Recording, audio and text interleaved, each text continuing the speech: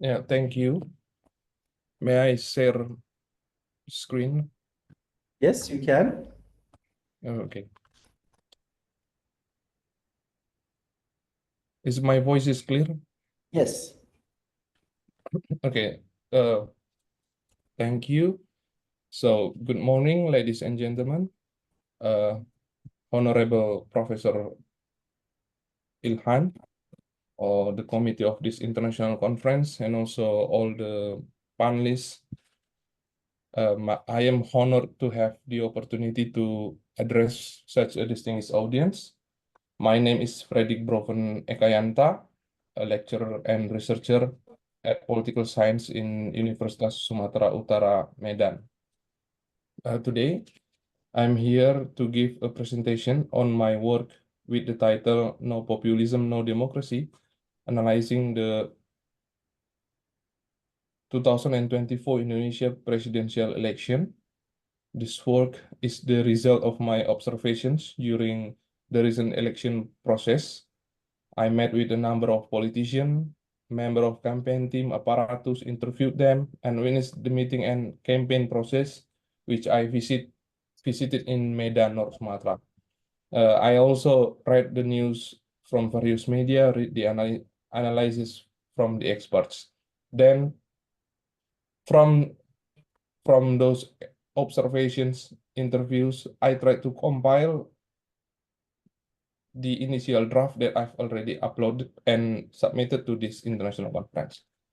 So here's the background of my work. As we know, the most important issues during the last presidential election was cawe-cawe. The cawe-cawe word became so popular in this election, which in Bahasa Indonesia means to take part in finishing or working on something. One of the member of Prabowo Gibran regional campaign team in North Sumatra joked to me during one of my interview that the real chairman of uh, tim kampanye nasional Prabowo Gibran is not Nusron Wahid or someone else, yeah. But the real chairman of his winning team, their winning team, is Mr. President.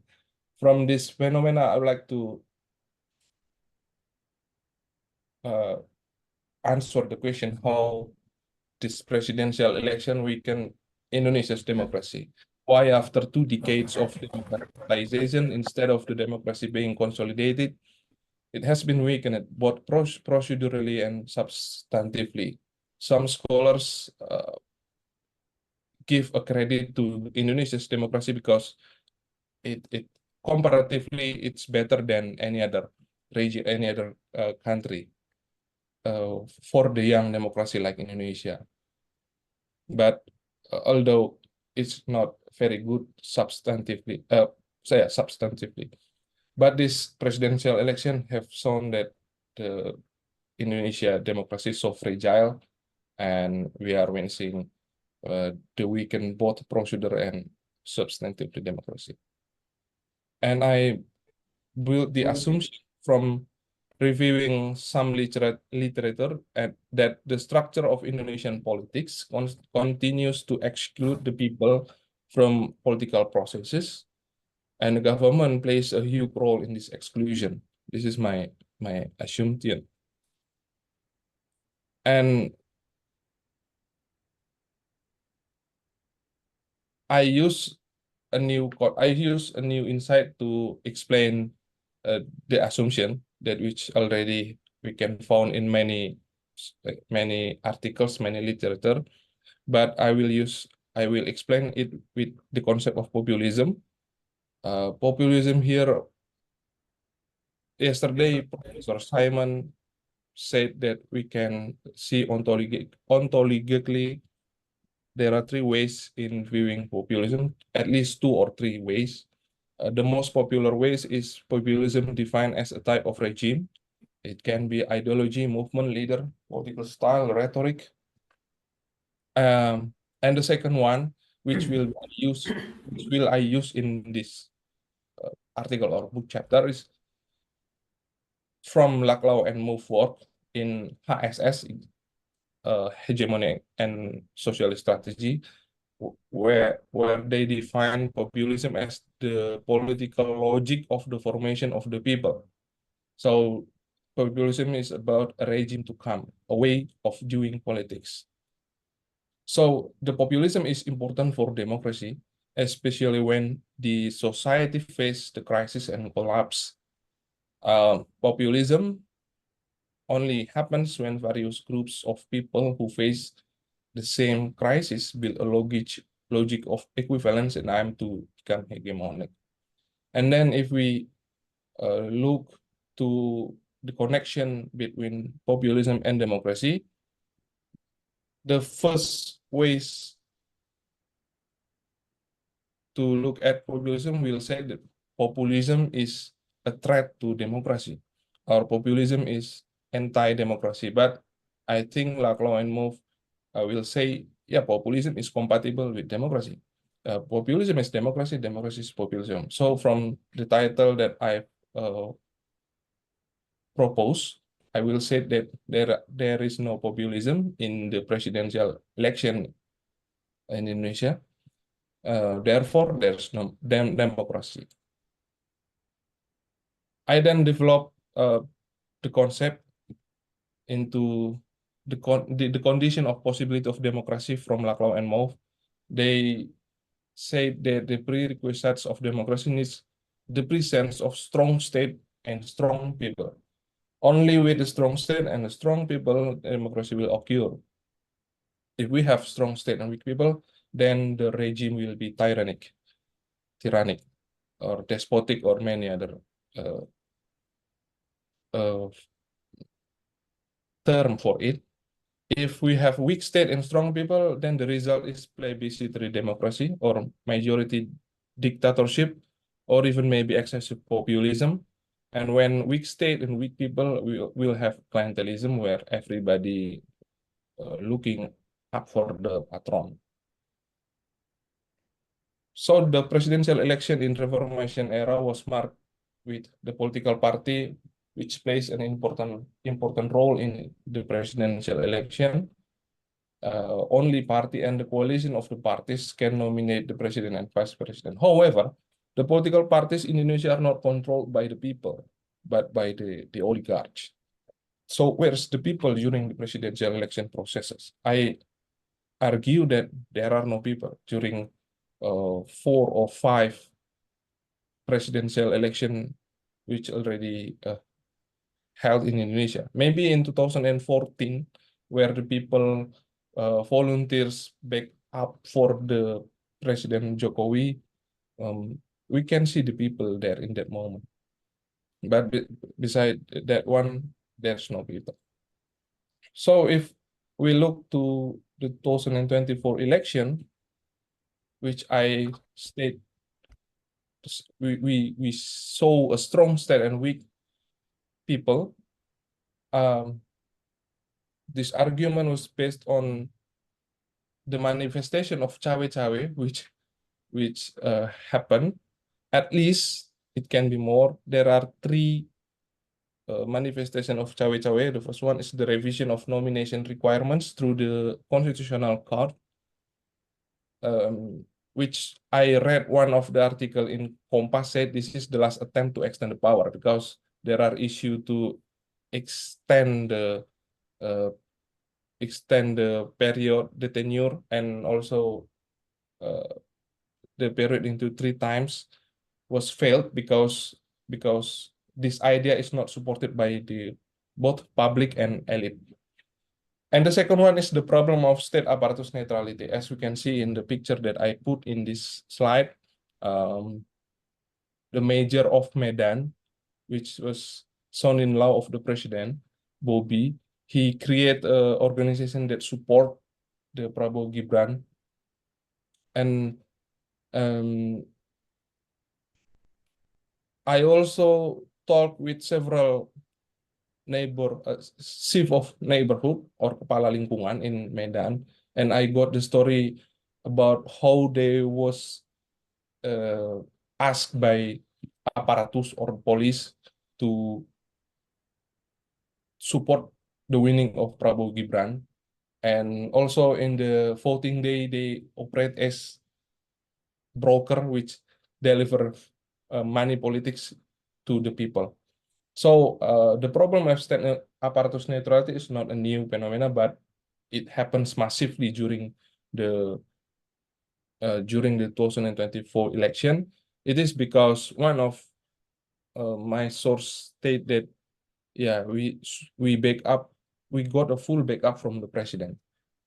And the third one of the manifestation of this cawe-cawe is the distribution of bansos or social assistance program. This cawe-cawe was possible because the parliament did nothing and the people, social movement is dull. In recent decade, Indonesia's democracy is declining, where the erosion of civil liberties is main causes. This erosion is also the effect of several policies.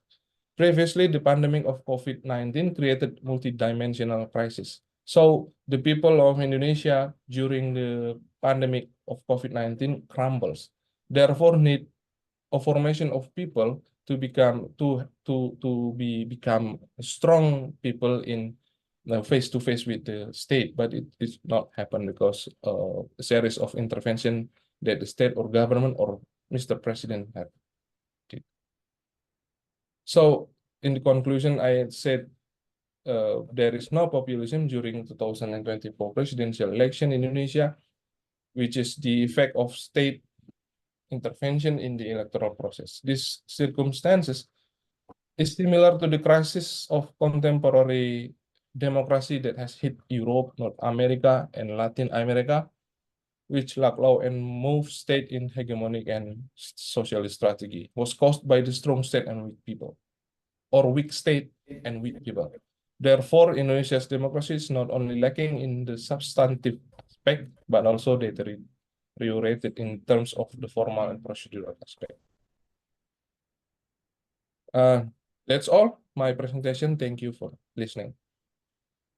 Thank you. We'll have questions and answers later. Let's move to the second paper. Because these papers are all interrelated in a way, so we can have a Q&A session on all these papers. So that we can maybe some questions will be applicable to more than one paper. The second paper is by Ari Sujito and Franz Jalong, both from Universitas Gadjah Mada, and the title is Why Digits Matter, Rakyat, Elite Power, and Civil Society in Indonesian Presidential Election 2024. Over to you. Thank you, Mr. Iksan. Do you hear me, Mr. Iksan? Can hear you. Okay. Again, thank you for the organizer for having us included in this academic project. On behalf of Mas Ari Sujito, again, we thank you all for having us included in this project. Good morning, all participants. We have followed the presentations since yesterday, and in this very morning, we also carefully listen to Mas Freden presentations, and seems that the main ideas of the presentation, especially the theoretical framework, relates to us by using Laclau and Mauve. Before I start, before I move on, should I share my screen, or the organizer will share the screen? Yes, you can, sir. I myself share the screen. Can I? Mas Iksan? Yes, please. Oh, okay. Let me try to share my screen.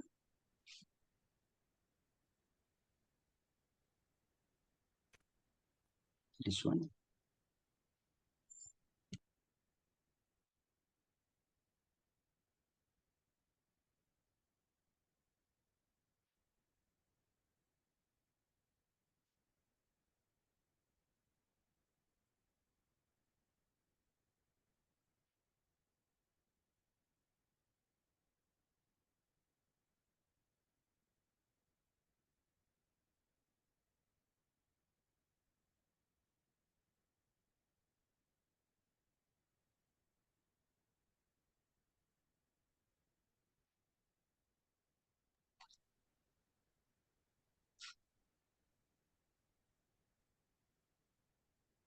Yes, we can Does the see. PPT, hello?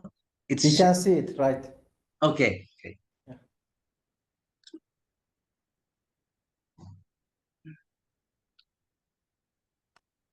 Okay, Mr. Iksans and the organizers, again, we already changed the title of our draft paper actually. Before, as you mentioned, it focused on kind of digital, specific on digital dimensions of this populism. But then because after looking at many of the authors already touch on this issue, then we move on something more we think very strategic and important for us, that is looking more at how populisms work as a logic of politics in this election. So we take the title is Electoral Antagonism Matters, Rethinking Populist Politics for Popular Movement Indonesia. Okay, our central question actually is in general, why and how does 2024 presidential elections contribute to advancing more organized civil society movement? So despite the fact that the elections bears very clear substantive defects, but we try to find out the democratic possibility of this election that can contribute to advancing more organized popular politics. So by using Laclau and Move, like Mas Freden, we come to kind of argument that this election allow us to analyze and see how two kind of populist politics works on these elections, and based on the discourse that situates the populist articulation. So we have two kind of articulation. First is Prabowo's, Jokowi's populist authoritarian articulations, and the other one is Anies Baswedan, whom Mahfud MD populist articulations. So, but as theoretical framework instruct us, that is, every populist articulation must be situated within certain discourse. So we have to analyze what kind of discourse that being the context and content upon which such articulation taking place. So we excuse me, we come up with two discourse that has been constituted in post-pandemic Indonesia before the election taking place. That is the general understanding. So before we move on or delve deeply into the electoral articulation of these two kind of populisms, we have to make sure that we are talking about populist articulation within that discourse. Okay, our study or critical appraisal actually also to engage with the current or the existing scholarships on populisms. Excuse me. Okay, that already characterize our Indonesian studies on Indonesian populisms. We engage with political economy and structuralist approach like Fedi and others, and also we also engage with another study or scholarship deal with the mixtures of economic and identity articulations like Hakim, Hatril and Wells, and also Mas Bakhtiar as organizer. We also quote you here, and Mitzner and others. And we agree that all these populist study, populist scholarships, populism scholarship focus on actors, also assuming that there is a discourse behind all this populist articulation. And also one central tenet is that populist politics in Indonesia always, it seems, always relates to election. So election matters. And we share this very idea that Indonesian populism cannot be separated from election. Meaning that without election, it seems that we cannot talk about populism as a movement or as idea or as a political logic in Indonesia. So election matters. So in our study, to what extent election matters for populist articulation? Then, as I said before, we have two articulations, two populist articulation in these elections based on their respective discourse that already taking place in post-pandemic Indonesia. So for us, this election present a kind of a radical break from 2019 presidential elections. In this election, we argue that there is no substantively political identity as electoral antagonisms, and it's already transformed into a kind of political economy antagonisms. In the sense, the populist articulation of both sides reflects the dynamics of Indonesian politics in post-pandemic context. That is relates to development, democracy, and rule of law. Instead of going back to such a political identity legacy. So there is a transformations of actors there. For instance, Anies Baswedan no longer as commonly attached into political identity, Islamist, for example, and also Prabowo as articulators of this what we call authoritarian populist, fully in what we call statist nationalisms, while Anies Baswedan what we call popular nationalisms, as he and Mahfud MD, for instance, both of them talking about popular focus on popular sovereignty, while Prabowo on state sovereignty.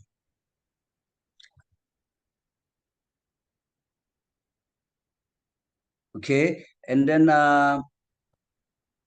the transformation of content of the populist articulation of both articulations, what kind of populist politics, and cannot be separated from the two things.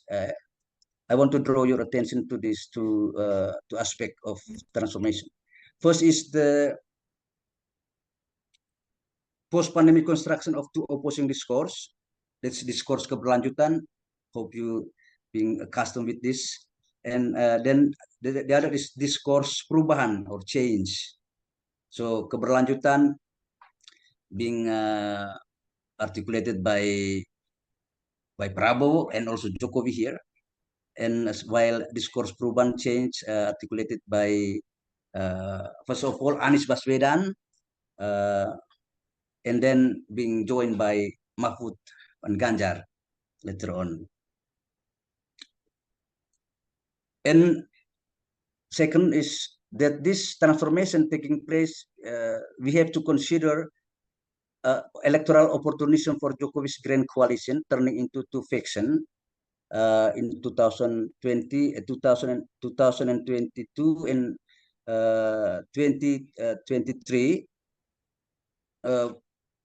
You know, Jokowi's grand coalition turned into two at first time, and then later on turning into three factions here.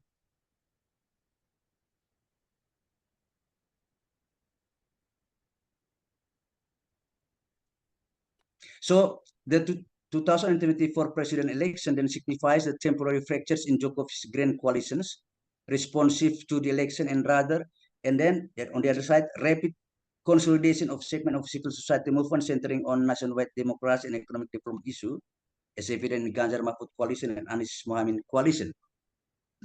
Both segments antagonize both Jokowi as threat to democracy, authoritarian, and Prabowo oligarchic force and authoritarian as well. So quite different from Mas President, we still see that in this election, democracy still survive, even flourish at certain extent, not diminishing just because of in our view, in our argument, not diminishing or decline or backsliding or whatever, just because the behavior of the president.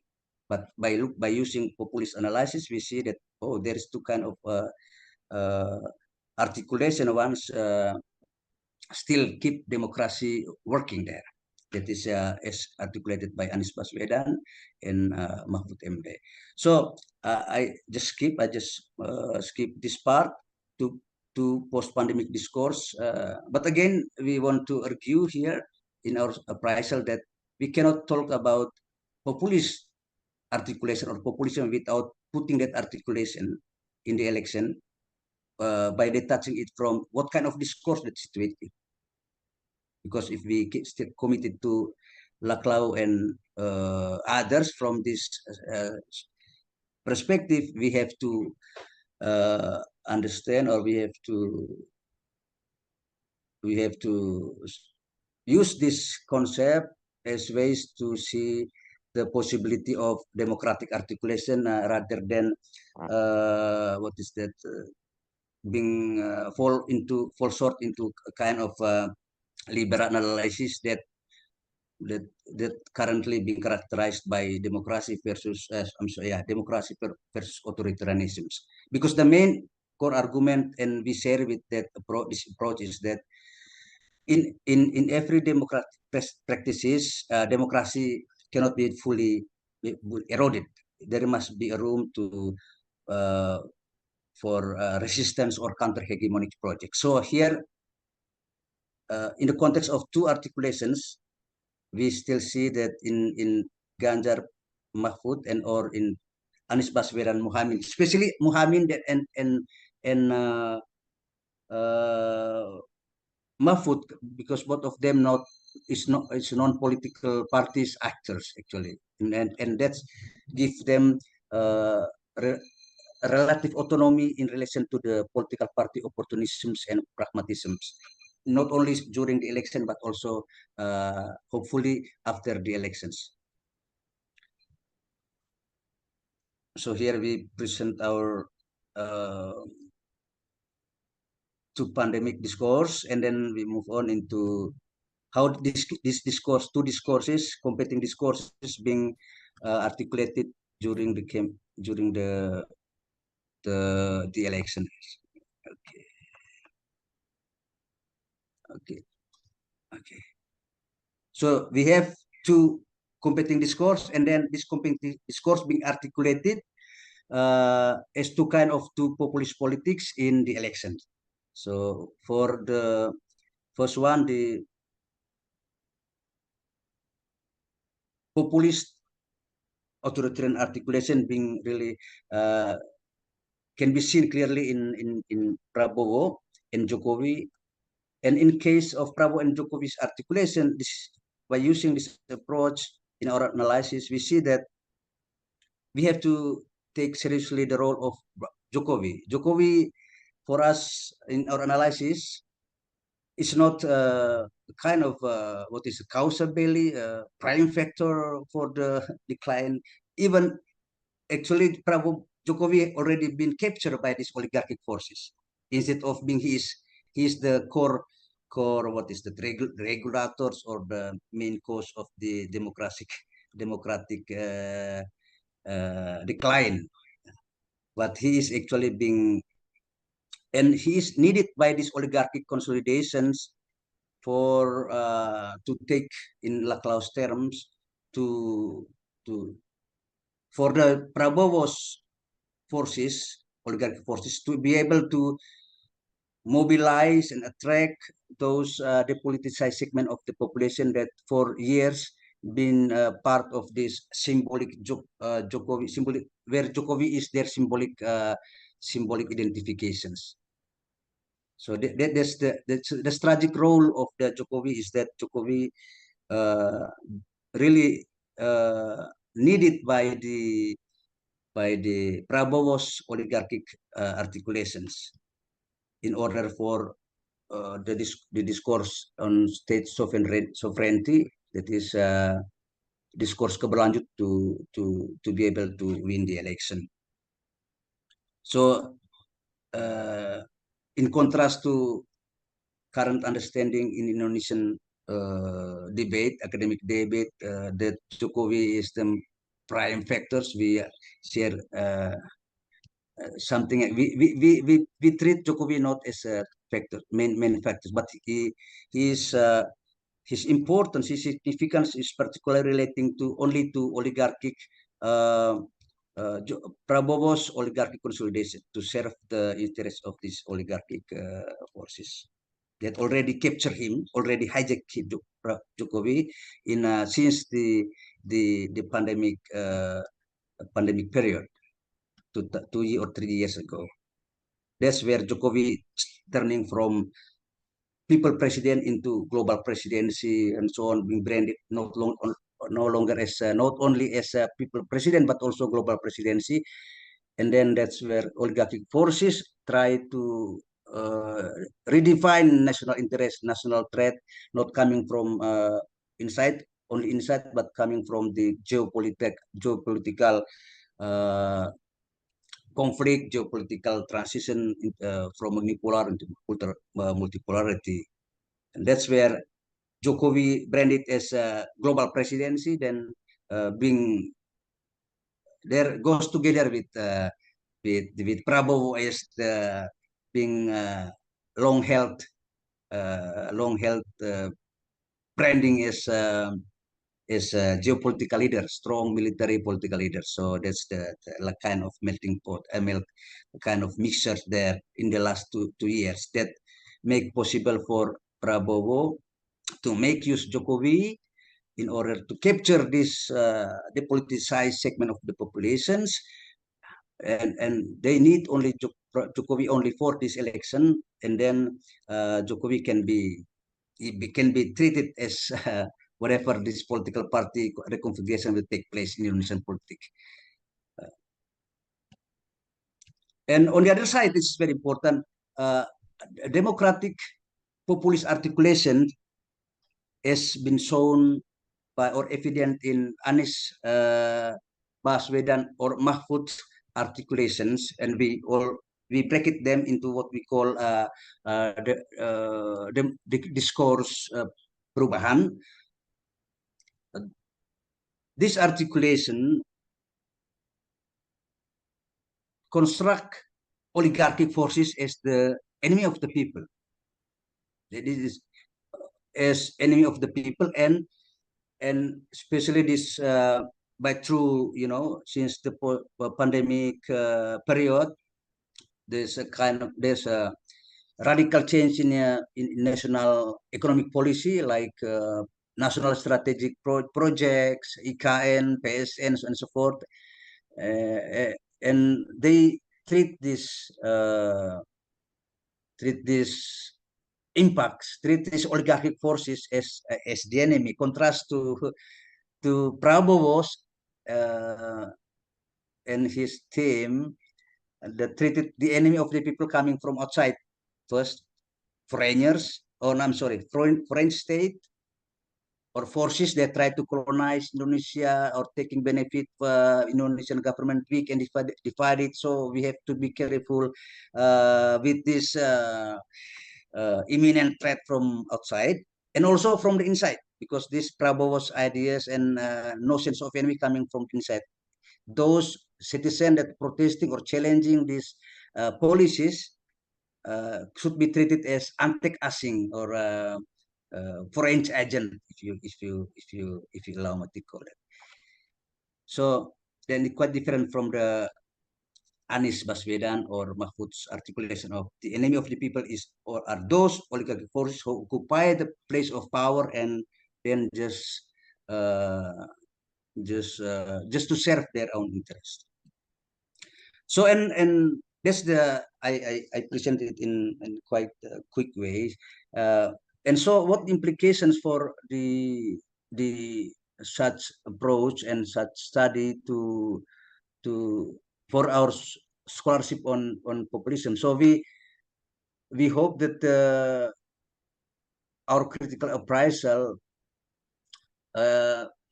be able to engage with the possibility of how this scholarship can be more programmatic to engage with this civil society movement that already being centered around this democratic populist articulation in that being undertaken by Anies Baswedan and his movement also, or Mahfud MD, that combine issues of democracy, issue rule of law, and issues of economic development in post election. So this is very important for us, for this scholarship, to be able to move not just like a descriptive analysis, but also being able to be realigning to the movement. So we share with the Miss Chloe, is this presentation about Prabowo's. We agree that, and then today we reinsert our position about not only Prabowo but also Anies Baswedan and Mahfud MD's interlinking articulation, and we hope that this course perubahan change still going on in post-election period, and we as activist intellectual really need to re-advancing this, keep this reviving in our study, and searching for the possibility how to make this movement more organized, more capable as a counter hegemonic politics, in which production of knowledge like the scholarships and political activism of the movement can be go together and mutually strengthening each other. Mr. Iksan, that's my quick Thank you. Thank you presentation. very much. Yeah, thank you. That was a Thank you.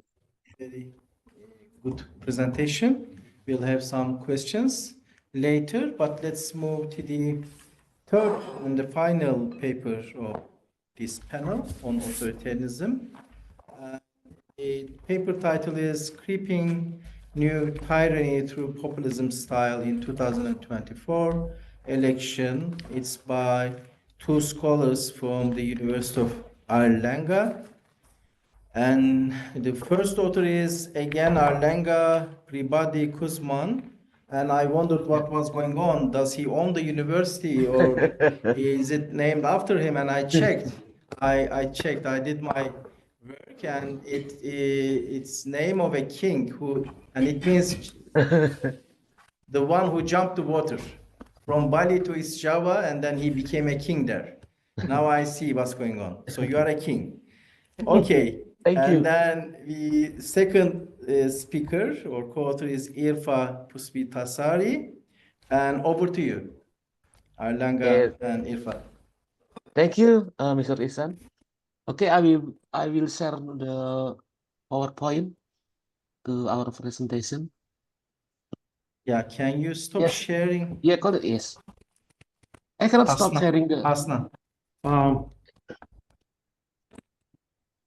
Okay, done. Okay. Okay, thank you.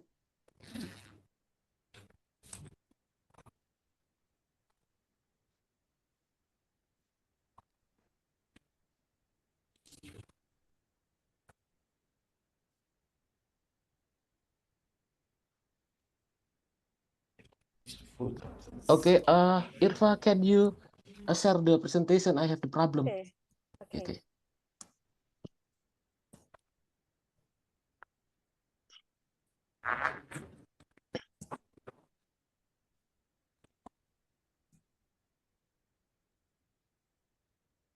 Good. Yes.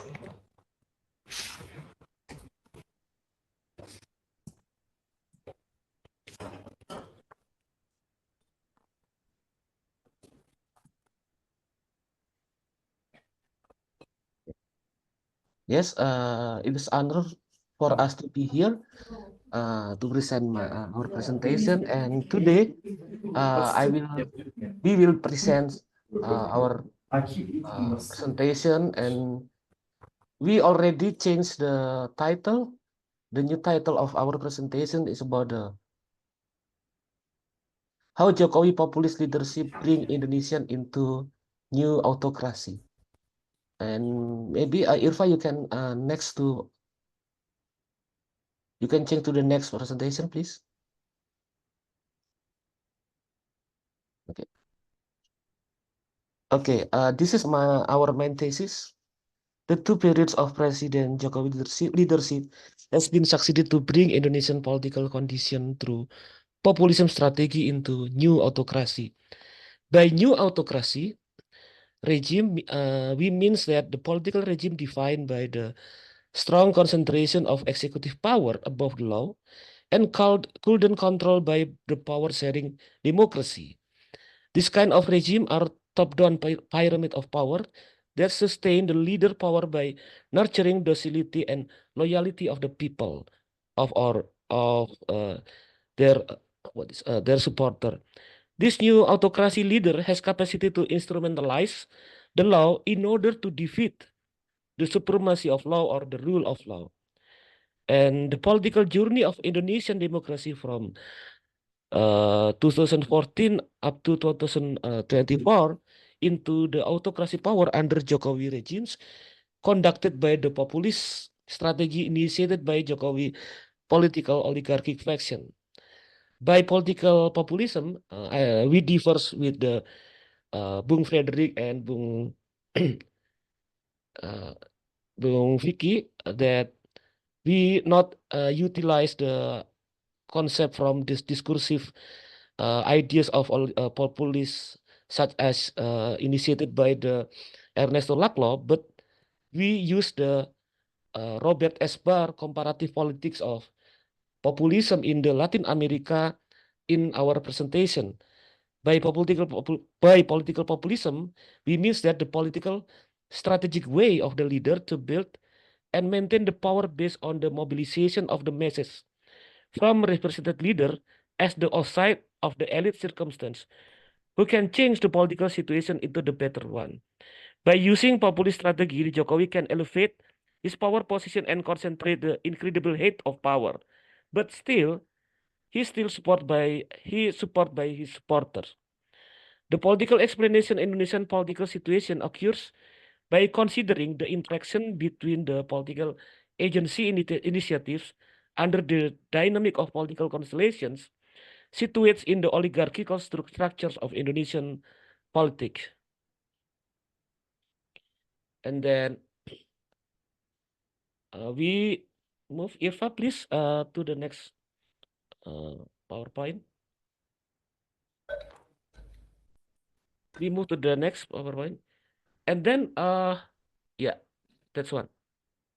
And then we have to come to the background of the core of political economic problem of Indonesian post-authoritarianism. We see that the reform agenda that occurs in Indonesia after the fall of Suharto, this is related to the democratization, decentralization, and market reform initiated, has changed Indonesian political and economic institution without expelling the dominant power and oligarchic network alliances. Therefore, the Indonesian political economic structures, which defined by the capacity of political business alliances, is to occupy Indonesian democratic institution and predate the state resources in order to distribute the tangible resources into their own power alliances. The dialectic encounters between neoliberal governance with oligarchic power relation creates the particular features of neoliberal social formation in Indonesian oligarchic capitalism state. Neoliberal formation operates with the strong practice of neoliberal formation operates without the strong practices to eradicate corruption, but they still have capacity to crush the power of working class and progressive force as the aim of the neoliberal ideas. And then the oligarchic power appropriation into the democracy processes create the capacity of dominant social forces to reach the political power through election process, but practices the illiberal politics. The political condition has been occurred under the incapacity of liberal and progressive forces to influence the political arena. To the next, please. Yes. yes, this the constellation of oligarchical power. If you look into what is the influence of progressive and liberal forces. And the next, please. Next. Yes. So we move to the how the rise of Jokowi into the national political arena in the 2014, we can frame it as the rise of the populism leaders. The first in the middle of power struggle between oligarchic faction and Indonesian oligarchy up to 2014. The political phenomena has occurred through the rise of Jokowi as populism politician in the democratic arenas. The rise of Jokowi as populist politician created from the mass media and then the social media activists and his political camp that frame he was the newcomer political outside the circle of oligarchy. However, this political framing overlooked the political economic concrete conditions of Jokowi rise from the below to the top of political arena couldn't be happen without the support of oligarchic fashion of power promotions. Uh, we saw that Prabowo supported his Jokowi gubernatorial election in the 2013, and many the strong political parties that become part of the oligarchy support his presidential candidation in the 2014. And then the creation of populism relation between the Jokowi with supporter also strengthened by the mass mobilization of democratic activists around his circle. This political action conducted related to the democratic activist fears about the return of New Order or Suharto group through the Prabowo presidential candidacy in the 2014.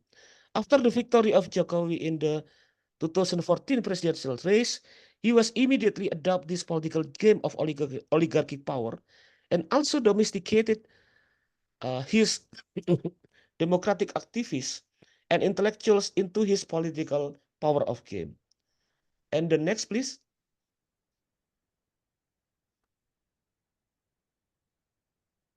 And then we can see about how Jokowi utilized the political strategic populism in the 2017 and then 2019. The Indonesian political arena in Jakarta 2017 gubernatorial election, as well as the 2019 presidential election, also had been enlivened by the emergence of right-wing populism. In the political situation, the strong oligarchic fashion, power, and wealth had been succeeded to co-opt the populism politics from the masses. Therefore, the concrete realities of Indonesian power struggle still dominated by the power of oligarchy, wherein Jokowi has been elevated its political position in Indonesian democratic arena. However, the digital apparatus of Jokowi power circle has been successful to manipulate the realities by framing the Indonesian political communication in social media.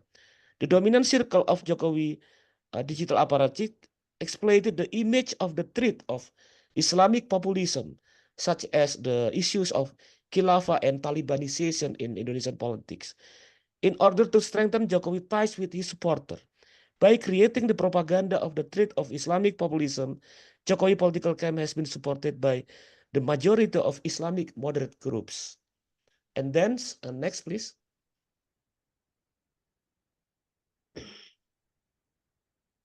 Okay, and then by look into the many political phenomenon that's created the Jokowi political populism strategy, we can define the ideological component of Jokowi populism from the 2014 until now. The first of all, the main component of the Jokowi populism is idea about Jokowi orang baik or Jokowi is the benevolence leader.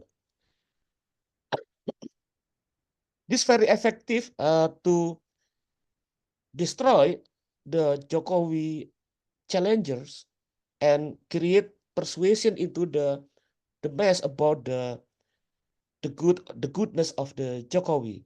And then we know from the 2014, the populist ideas of Jokowi created from the perspective about he is the technocratic leader and the father of infrastructures. And the third one, related to the contestation between oligarchy that utilized the right-wing populism in the 2017 and the 2019, we know that the Jokowi camp also created the ideological component of Jokowi as a symbol of nationalism integrity against the Islamic populism threat. And all of the ideological component of populism, the Jokowi populism, come from the idea of Jokowi as a representation of the ordinary people. Or we remember that in the 2014, we know the idea of Jokowi adalah kita. And then people must support from this kind of ideological components of Jokowi. The Jokowi propaganda teams created the ideas that the people must support Jokowi to fight against the bad politician in order to clean this country. And then this ideological component of Jokowi populism is very effective to create the populism circumstance in the Indonesian politics. And then we move into the next PPT, please. Okay, this is we will define about how Jokowi leadership capitalized the populism hegemony for their own economic and political interests. The first one, the huge support of Jokowi leadership through populism strategy has been capitalized by the dominant power in order to weaken anti-corruption institution of, or in Indonesia we call it the KPK, Komisi Pemberantasan Korupsi, and then succeeded to repress the liberal politics, crush the supremacy of law, intervene the 2024 elections, and build his political dynasty. And then the Jokowi administration had utilized the narrative of Jokowi as saviors of the nation from Islamic populism threat in order to obtain the support, especially from the moderate Muslim group, to crush the civic liberty by liquidating the radical Muslim groups, such as HTI and FBI in the 2017. And the next, during this protest from civil society element regarding to the dominant power initiated to weaken KPK in the 2019, or we call it the reformasi di korupsi, the diehard digital apparatus of Jokowi had created the rumors about the Islamic radicalism group infiltration into the KPK. We know that there were some issues from the Jokowi social media apparatus that the KPK has been infiltrated by the Taliban and HTI during the 2019 and then next, during the corona epidemic and dominant elite initiative to propose Undang-Undang Cipta Kerja or the creation of Job Act, the Jokowi can mobilize the people through mass media, and social media relies on the capacity of Jokowi as technocratic populism leader. And then next, please, Irva. And we come to the explanation about how Jokowi used the populism strategy to interfere the 2024 election. Jokowi leadership used the coercive and hegemonic action side by side in order to subjugate the political elites through criminalization of the corruption case of political elites. This political coercion strengthened by the populist strategy due to the hegemonic element of Jokowi orang baik. And in the midst of political candidacy, the Jokowi allegedly utilized his brother-in-law as a head of Court of Constitutions, Anwar Usman, in order to pass his eldest son, Gibran Rakabuming Raka, as vice president candidate in presidential election 2024. The populist strategy to frame Jokowi and families are the good person become effective strategy to obtain support from the people. And the third, the economic populist strategy by using the social assistance program around the 496 trillion rupiah, and President Jokowi directly gives to the people in order to increase the vote support for Prabowo and Gibran pair. And last, the Jokowi leadership utilized the state apparatus such as police to pressure the university and the people in the below in order to silence the protests from academicians, intellectuals, activists about the manipulation of president intervention in 2024 leaderships. And then Irva will continue our presentation. Please, Irva, you can continue. Okay, thank you, Mas Angga, for very wonderful presentation. I don't know whether I can keep up to your standards, but I feel excited to learn from you, and I have also interested to hear how all of you going to give opinion about the populisms in Indonesia. Thank you. So, okay, I'm going to continue about what's the meaning of the winning of Prabowo Gibran elections in 2024.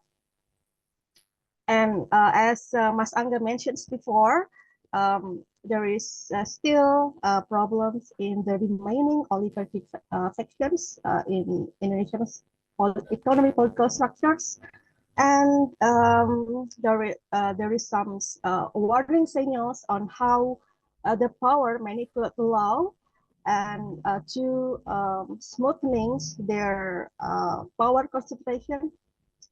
And now the interesting part is when some of us know how alarming is this, but it is a wonder. It is a curious thing that we still can see the euphoria of surface democracy, where people applauding, some people applauding the results of the elections, even though there are some law being manipulated, changed to benefit some part of the candidates. And so in one of my class, I made a small discussion on political dynasty and democracy. Some argue, some would deny it, as it does not sit well with how Indonesian democracy and reformation brought new orders, nepotism into collapse in 1990. Other argue, other accept it as it is, as the idea of stability, or what Franz Jalong have mentioned before in the previous presentation about the idea, the discourse of sustainability. So I use the terms stability in here. And stating, and the interesting part is that some of them state that how those political dynasty are acceptable around the world, for example, in Philippines, France, India, US, Japan, even in those democratic countries. So why not in Indonesia? So there's some of interesting people opinion about it. And from our observations, political dynasty still exists post-authoritarian era in Indonesia in various government level, from regional into smaller village village administration. They show how power can concentrate, corrupt, and inhibit democratic change and good governance. Uh, a lot of interesting opinion on from people from people on the street, even also from academicians about this. And the interesting part about Indonesian people is that we love how to make joke of things to make our lives easier. So okay, so it's fine. It's like this is like even some one of academicians wrote about how Indonesian politics and with relation to foreign policy is like family politics.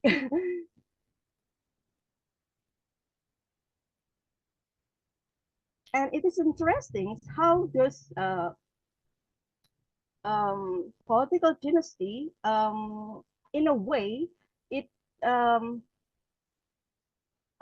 it show us how the informal methods of political education is being transferred from previous political incumbent into the new political candidates. And it is interesting how it is interlinked with organized political voluntary groups. I mean, how come these people who was who was really keen on destroying the new order, now in 2024 they accept the very core of nepotism in a new term, in new terms of political dynasty.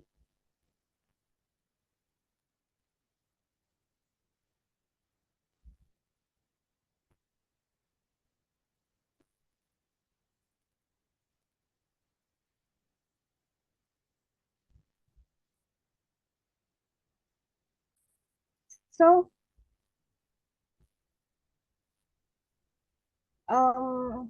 you finish in no, not yet, not yet. No, I know. In 3 minutes, please. 3 Okay. minutes. Okay. It just only needs some. Okay, I'll finish soon. So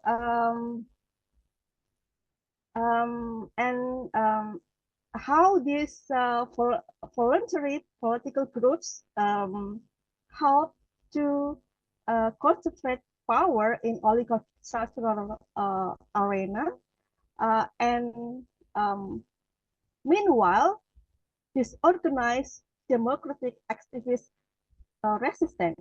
How? For example, by their aggressiveness and their hostility against political institutions, and also to those people, those culturalist public figure academicians who like to voice their opinion in which are very common in democratic system, but they use they use law, they use they claim accusations against, for example, Rocky Gerung, Butet Kerjarajasa, and Rally Harun, and so on and so forth. And those not only happened in 2024 election, but already happened before, since 2016.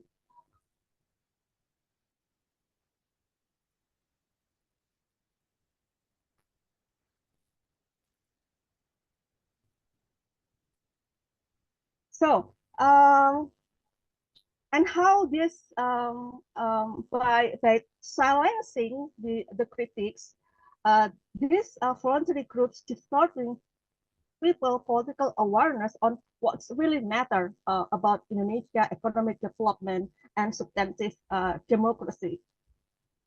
I like to bring our attention to the linkage between populism, foreign policy, and migration, which is kind of a rarity in the discussion of populism, but we still find literature, for example, by Georgia Bully, who investigate the relations between politicization of migrations in Europe, and now we try to see how what's happened to Indonesia in Indonesian case.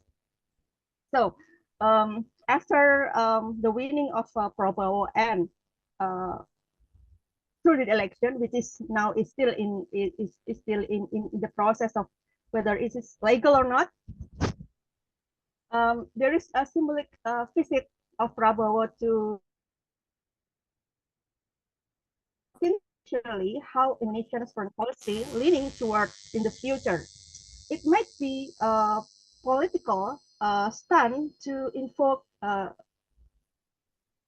response from the so-called democratic countries, telling them, hey, if you would not let it gone by gone on my past human rights violation, I still have China, and so on and so forth. So the Indonesia election 2004 is a really an event which may have a huge impact on geopolitical arena in Asia and the world. So this standing signal of the continuation of a Chinese turnkey project with potentially waging debt to GDP ratio, also importing Chinese workers instead of job creator, which lame reason for skill differentiation. Meaning, political framing only come at very symbolic and surface levels. The absence of critique really shouting to the world how mass voice, labor voice, or union are not fully appreciated. This including voice from academicians who already voiced the very issue through their rating. So those are our presentation. I return to the moderator. Thank you. Thank you, everyone. We have 30 minutes for Q&A, and you can write your questions in the chat function or just ask it directly, up to you. I'll start with my comments. It's not really a question, and I think it is relevant. My comment is relevant for all three presentations that were looking at different aspects of authoritarianism in Indonesia, especially during the most recent election. And this applies to, I think, all these three papers. You could situate your paper within the wider authoritarianism literature, not just focusing on Indonesia, but when you are looking at the theory on authoritarianism, the main three pillars of authoritarianism, for instance, repression, legitimation, and cooptation. So, for instance, how Jokowi was elected initially as a technocratic populist without really a rigid ideology and with a discourse against corruption, nepotism, and so on. And then in power, he turned into an authoritarian populist, right? So how he used repression to a certain extent. Here, when we say repression, it's not necessarily violence, but using coercion of the state, power of the state to silence some critics, using law security agencies and so on. So how he used repression, then how he used legitimation, and populism plays a huge role in legitimation, especially, but also in securitizing the opposition, securitizing some groups, active groups within society like FPI, so that marginalize their political power. So how he used legitimation, and then how he used co-optation, starting with Prabowo, right? So he was an opposition candidate, not once but twice, and then he co-opted him initially as the defense minister, and then a presidential candidate running with his own son. So you can just curate these papers. You don't have to do it. This is just a suggestion within this wider literature. And I show later, after your empirical section, what your case tells to the wider literature theory. So what is new, what is novel here that did not happen elsewhere or understudied?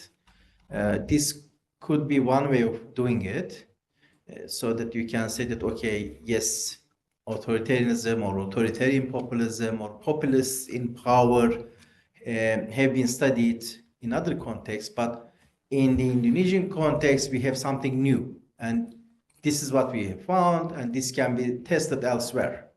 This is one way of doing it, and another way of doing it is to look at different populists in a comparative perspective. So looking at how Erdogan in Turkey did it, initially not similar to Jokowi maybe, because he is coming from Islamist background, but when he established his own party, he said he jettisoned Islamism. He is no longer an Islamist, not with a deep ideology really, a little bit right-wing, but democratic, pro-European Union and so on.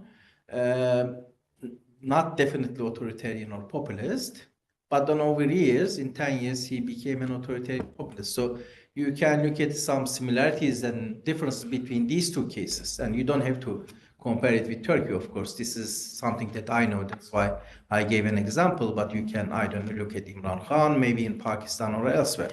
So this could be another way. And for the third paper, you covered so many different things, and they are all relevant and they are all important, but it is, I think it's too much. So you can either, as I said, just divide this into two. So the things that would come under repression, and then the things would come after legitimation, and then things would come after co-optation. You can maybe classify these into some groups, or you can come up with another paper or a different paper just focusing on political economy. This is being studied by others in different contexts, but relatively understudied. So how populists use political economy, how they use these financial incentives and welfare chauvinism and this pork barrel politics and so on. So this could be another interesting paper. This could focus on only Jokowi, how he did it, contextualizing within the wider theory, or again, you can have a comparative paper, just looking at the political economy aspect, looking at Modi, for instance, how he's been doing it, or Erdogan, or three of them. Yeah, thank you. Any questions or any comments in the chat? Yeah. Yes, Yos. Hi, everyone. Yos Kenawas from Atmajaya Catholic University. Thank you for the presentation of all the presenters. I think it's very insightful. I'm just wondering, with Mas Erlangga and Mbak Irfa's paper, you use the term of new authoritarianism there. I'm just wondering, why do you use that kind of term, that term, and why don't how it differentiates from the other established concepts such as competitive authoritarianism or illiberal democracy, and how does it impact your analysis on the, Jokowi's populism? Thank you. Okay, anyone else? Okay, let's get your responses, all three presenters, and then if there are other questions, we can go back to them. Who wants to start?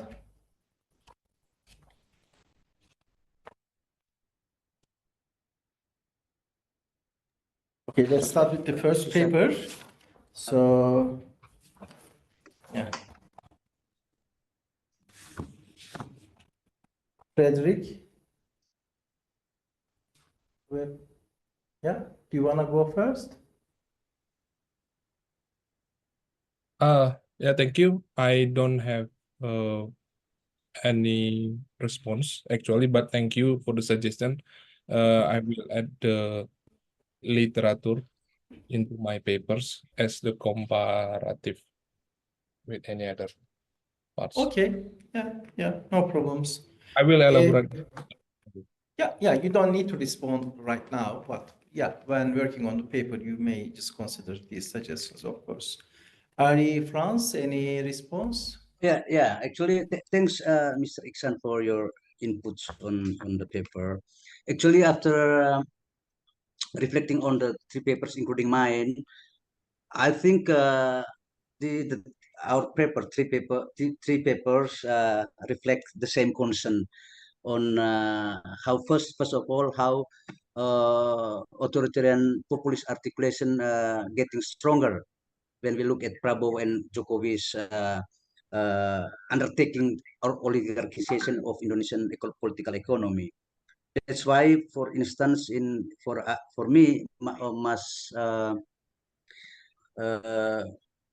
Erlangga and Freden, I adding something else because I think in our paper with Mas Ari is that okay, authoritarianism getting stronger.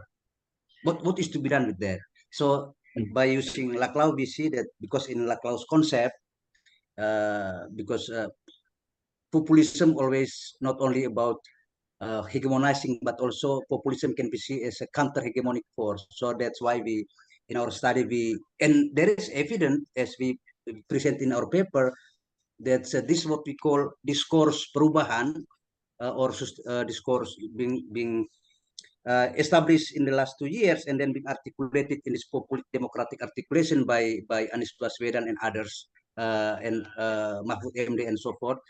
They like a stand as a one camp, as counter-hegemonic force, and we have to look for that, for this scholarship, for this populism studies contribute to democratic activism instead of just explaining it.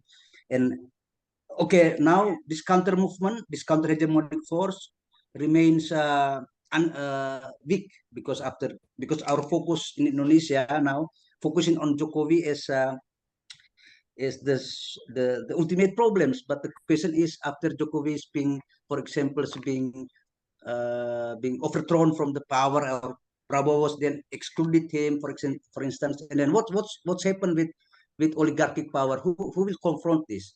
So we see in our case, in the election present this kind of possibility for democratic movement to be, because there is two articulation. First, Prabowo Jokowi's articulation that I agree with Mas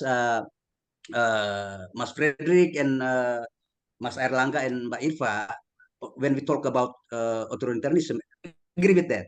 So that's my paper. Our paper is then just want to add something else. So we want to quote. Now, in the responding to Mas Iksan input, yes, of course, our paper will make a kind of a comparative assessment with others movement around the world, European. But we, Mas Iksan, we also, for us, for me and Mas Ari, we have to be careful with this notion of populism theoretically because, you know, because we use like a left-wing understanding of populism, meaning hegemonic and hegemonic instead of our study being bracketed in binary or dichotomy between democracy and authoritarianism. And okay, Indonesia now authoritarian again, and then no democracy. But we don't share that idea because it's theoretical consequence of our theoretical standing, and also as what evident in Indonesian politics through the election, that there is a growing, more organized movement against the oligarchy consolidation around Prabowo and Jokowi, and we see that there is the challenge of this scholarship to kind of populist studies to engage with this more organized citizenship. So for us, if we take a comparative assessment, we'll find out what kind another experience from another country or regions that can be used as comparative experience, especially about counter hegemonic force against this authoritarian tendency of the forces occupying the place of power in many countries. That's my response to. Thanks, Mas Iksan, for your Okay, input. thank you. Any response from you, Erlanga and Irfa? Okay. Very short, please. Yes. First of all, thanks to Mr. Irfan. Mr. What's your names? Ihsan. Iksan, Mas. Yes. Yeah. Mr. Ihsan for the good and a great advice for our presentations, and we will add the analysis of political economy, adding analysis of political economy in our presentation or paper, and then the comparative politics also we will work for it. And second, why we don't use the standards analysis about the competitive authoritarianism or declining democracy, liberal democracy, because the first is too common for analysis the Indonesian politics to utilize these ideas, and the second is we just can learn about the declining of democracy and how the element of the authoritarian in in Indonesian politics when we used that concepts. But we learn from the analysis of what is the idea of new despotism initiated by the John Keynes when he analyzed about what is the blur condition around the authoritarian and democracy, and then he saw that many declining democracy in some countries blur the condition between the authoritarian and democracy, and the elite also utilize the technique of democratic to legitimize and to sustain their own power with the atmosphere of the authoritarians. This is the way we analyze the Indonesians, and John Keynes and Daniel Trisman, when he and his colleagues analyzed the Russian politics in the Putin era, also used the idea of new autocracy. In our opinion, it's more effective to use the alternative analysis about Indonesian politics, not only came from the idea of competitive authoritarianism or declining democracy, but we can see widely about the condition Indonesian politics today.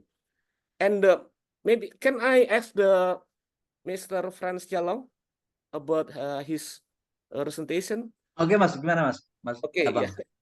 yeah. I think when you use the populism discourse to show that Indonesia still democratic,